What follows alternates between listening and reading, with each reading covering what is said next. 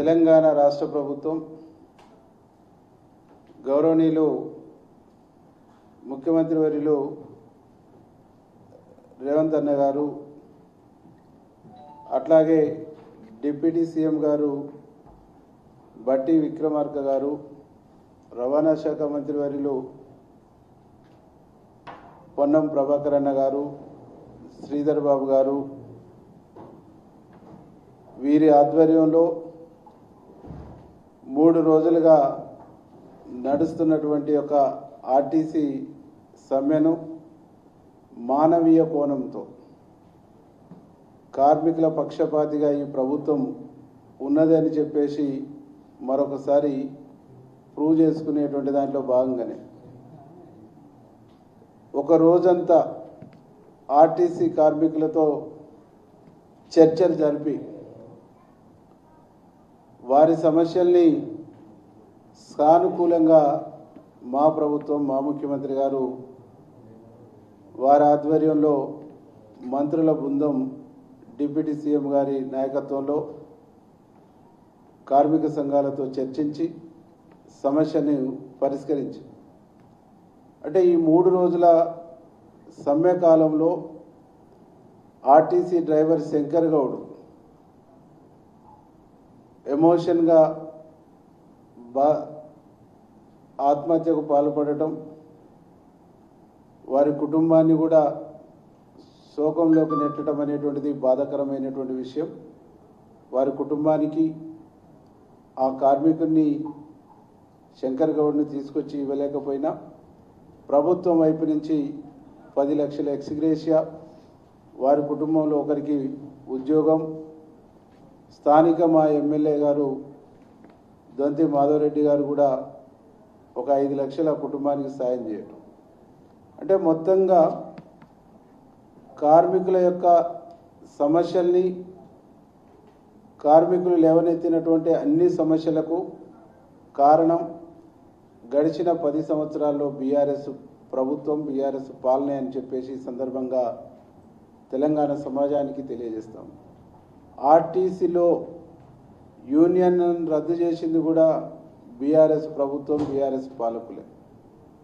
ఆర్టీసీని అప్పుల ఊబిలోకి నెట్టింది కూడా బీఆర్ఎస్ ప్రభుత్వం గత ముఖ్యమంత్రి. ఆర్టీసీ కార్మికులు గత ప్రభుత్వంలో నెల రోజులకు పైచిలకు నియరెస్ట్ 2 నెలలు సమ్మె చేసి ఈ సమ్మె కాలంలో ఆత్మహత్య చేసుకొని గుండెపోటుతోని చనిపోయినటువంటి వాళ్ళు దాదాపు 40 పైచిలకు మంది చనిపోయారు. వాళ్ళ చావులకు కారణం ఆనాటి బీఆర్ఎస్ ప్రభుత్వం.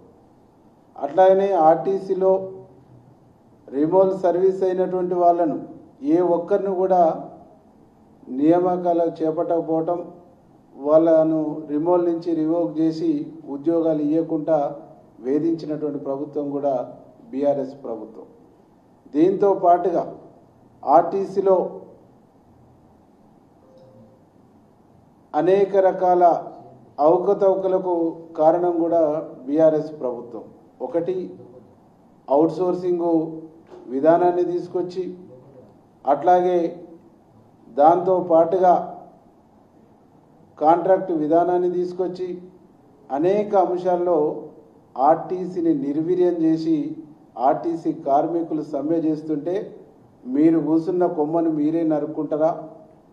ఆనాడు ఆర్టీసీ కార్మికులకు కాంగ్రెస్ పార్టీ ఆనాటి పీసీసీ ప్రెసిడెంట్గా రేవంత్ అన్న మద్దతు ఇస్తే ఈరోజు ప్రతిపక్షాలు రాజకీయం చేస్తున్నాయని చెప్పేసి మాట్లాడిండు కేసీఆర్ గారు.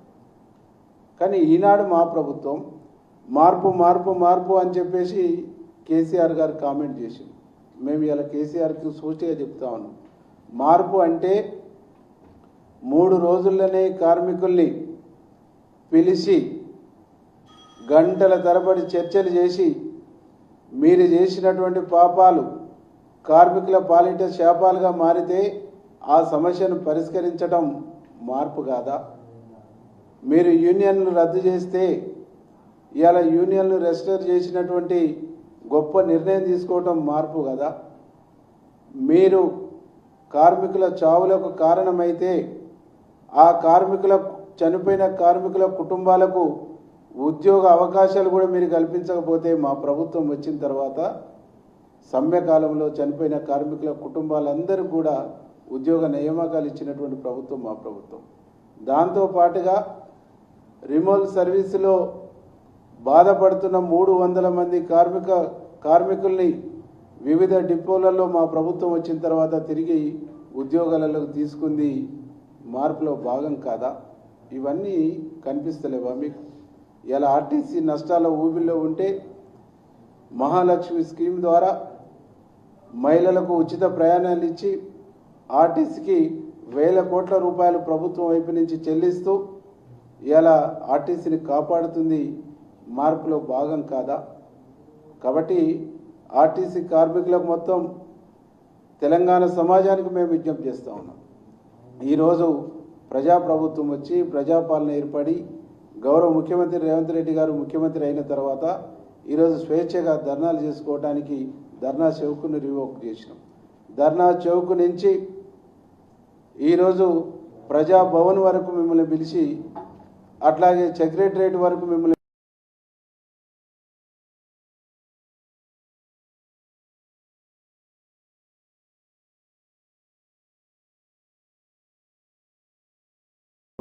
మా ముఖ్యమంత్రి గారు ఉన్నారు. అందుకే ఈరోజు కార్మిక లోకానికి అందరూ కూడా మేము విజ్ఞప్తి చేస్తా ఉన్నాం. మిమ్మల్ని అడ్డుపెట్టుకొని రాజకీయాలు చేయాలనుకున్నటువంటి వాళ్ళు, మిమ్మల్ని అడ్డుపెట్టుకొని మిమ్మల్ని రెచ్చగొట్టి రాజకీయ లబ్ధి పొందాలనుకున్నటువంటి వాళ్ళు, ఆనాడు మీ యూనియన్కు గౌరవ అధ్యక్షులుగా ఉన్నటువంటి వాళ్ళు 60 రోజులు 52 రోజులు మీరు సమ్మె చేస్తే ఏ ఒక్కరోజు మీ సమ్మెకు మద్దతు ఇవ్వలేదు. మీరు చనిపోతుంటే పిట్టెల నేల రాలిపోతుంటే ఏనాడు కూడా ఆ ఆత్మహత్యలు వద్దని చెప్పేసి ప్రకటనీయనటువంటి వాళ్ళు ఈరోజు మీ మీద ముసలి కన్నీళ్లు గారుస్తూ ఉంటారు. వారి మాటల్ని మీరు నమ్మొద్దు, విశ్వసించొద్దు.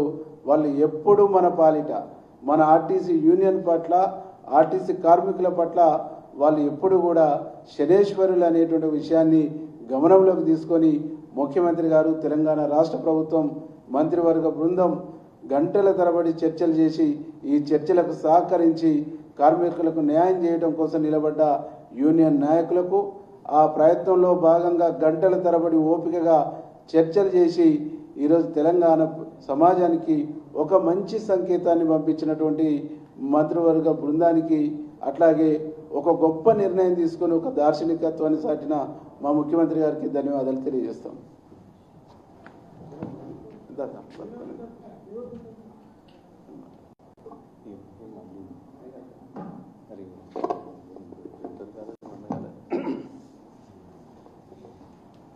అర్ధరాత్రి వరకు ఆర్టీసీ కార్మిక నాయకులతో దాదాపు రాత్రి 3 గంటల వరకు చర్చలు కొనసాగించి 1:30 వరకు చర్చలు కొనసాగించి వారి సమస్యలన్నింటినీ సహృదయంతో ఏదైతే మంత్రివర్గ బృందం ఉన్నదో దాంట్లో డిప్యూటీ సీఎం గారు బట్టి విక్రమార్క గారు, పొన్నం ప్రభాకర్ గారు, అదేవిధంగా అడ్లూరి లక్ష్మణ్ కుమార్ గారు, వివేక్ వెంకటస్వామి గారు, వీరందరూ కలిసి వాళ్ళందరి సమస్యలు విని వారి సమస్యలను పరిష్కారం చేస్తామని ఒక ఆశను రేకెత్తించి తప్పకుండా వాళ్ళకు చేస్తామన్న నమ్మకాన్ని కలిగించి సమ్మె విరమింపజేసినందుకు మంత్రివర్గ బృందానికి, అదేవిధంగా ఒక మంచి మనసున్న మా ముఖ్యమంత్రి రేవంత్ రెడ్డి గారికి కార్మికుల సమస్యల పట్ల పూర్తి అవగాహన కలిగి ఏ సమస్యనైతే మనం పరిష్కరించగలమో చేసే శక్తి ఉన్నటువంటి మంచి మనసున్న మన ముఖ్యమంత్రి గారికి ధన్యవాదాలు తెలియజేస్తూ, మరి ఆర్టీసీ కార్మికులు వాళ్ళ సోదరుని కోల్పోవడం కూడా చాలా బాధాకరం. 2 రోజుల సమ్మకాలంలో శంకర్ గౌడ్ కిరోసిన్ పోసుకోవడం, పెట్రోల్ పోసుకోవడం, చనిపోవడం బాధాకరం. మన సమస్యల కోసం, హక్కుల కోసం పోరాటం చేయాల్సిందే, ప్రభుత్వంతో పోరాటానికి దిగవలసిందే. దానికి ప్రభుత్వం ప్రతిస్పందిస్తుందా లేదా అని ఒకసారి గమనించి ముందు చర్యగా పోవాలి, కానీ ప్రాణాల మీద తీసుకోవద్దని కార్మిక సోదరులందరికీ కూడా నేను మా కాంగ్రెస్ పార్టీ పక్షాన మనవి చేస్తూ ఉన్నాను. ఇది మేము ఎన్ని చేసినా, ఎన్ని ఎక్స్గ్రేషియలు ఇచ్చినా కూడా మీ కుటుంబానికి తీరని లోటని కూడా తెలియజేస్తూ ఉన్నాం. మరి ప్రతిపక్షాలు గగ్గోలు పెడతా ఉన్నాయి. వాళ్ళకి ఏమి హక్కు ఉన్నదని నేను అడుగుతా ఉన్నాను. ఆనాడు దాదాపు 2 నెలలు దాటి చేస్తూ ఉంటే 40 మంది కార్మిక సోదరులు చనిపోతూ ఉంటే చలించని ముఖ్యమంత్రి, చలించని ప్రభుత్వం, మంత్రులు ఏనాడు కూడా కార్మిక సోదరుల దగ్గరకు పోయి చర్చలు చేయలే. ఈరోజు 2 రోజుల లోపల ఈ ప్రభుత్వం చర్చలు జరిపి వాళ్ళ సమస్యల పట్ల సానుకూలతను వ్యక్తం చేసినటువంటి ప్రభుత్వం. మీకు మాకు పోలికున్నదా? మీరు ధర్నాల గురించి ధర్నా చౌక్ను ఎత్తేస్తున్నారు. మీ చరిత్ర అది. మరి ఈరోజు స్వేచ్ఛగా అక్కడ ఉన్నటువంటి యూనియన్ను, అప్పుడున్నటువంటి కార్మిక నాయకుడిని అశ్వత్థామను కూడా సస్పెండ్ చేసి కార్మిక సంఘాన్ని గుర్తింపు లేని సంఘంగా మార్చేసినారు. మరి ఈరోజు కాంగ్రెస్ ప్రభుత్వం వచ్చిన తర్వాత మీ సంఘాలకు కూడా గుర్తింపునిస్తాం, ఎన్నికలు నిర్వహిస్తాం, అన్ని విధాలుగా చెప్పినది. కాంగ్రెస్ పార్టీకి బీఆర్ఎస్ పార్టీకి పొంతన లేదు. కాంగ్రెస్ పార్టీకి ఒక మానవీయ దృక్పథం ఉంటుంది, సమస్యల పట్ల ఒక అవగాహన ఉంటుంది, కార్మికులను ఏ విధంగా వాళ్ళతో మాట్లాడాలి, చర్చించాలన్నా ఉంటుంది. మీలాగా ఒక మొనార్క్ లాగా మేము చేయలేదు. ఇది ప్రజాస్వామ్యం, డెమోక్రసీ. నియంతృత్వ పోకడలు కాంగ్రెస్ పార్టీలో లేవు. ఇప్పటికైనా బీఆర్ఎస్ నాయకులు ఈ యొక్క ఊకదంపుడు మాటలు, ఉట్టుగానే బ్లేమ్ చేయడం, ఇవన్నీ మానుకోవాలి. బురద జల్దం వాళ్ళే దుడుచుకుంటారని కాదు, ప్రజలు చూస్తారు, అందురించి మిమ్మల్ని పక్కన పెట్టినారు. ఏదో మళ్ళీ ప్రజల దగ్గర పోయి, కార్మిక నాయకుల దగ్గర పోయి మళ్ళీ ఏదో సానుభూతి కొట్టేద్దామంటే వాళ్ళు నమ్మరు, మీ ముసలి కన్నీరును నమ్మరు. కాబట్టి దయచేసి ఇప్పటికైనా మానుకోండి, వాళ్ళను మభ్యపెట్టకండి. వాళ్ళ ప్రాణాలతో చెలగాటం ప్రతిపక్షాలు, మరీ ముఖ్యంగా బీఆర్ఎస్ ఆడకూడదని తెలియజేస్తూ మరి కార్మికుల సోదరులందరికీ కూడా మరొక్కసారి ధన్యవాదాలు తెలియజేస్తూ సమ్మె విరింపజేసినందుకు తప్పకుండా మీ అన్ని సమస్యలను మా ప్రభుత్వం పరిష్కరిస్తుందని తెలియజేస్తూ సెలవు తీసుకుంటాము. Thank you brothers.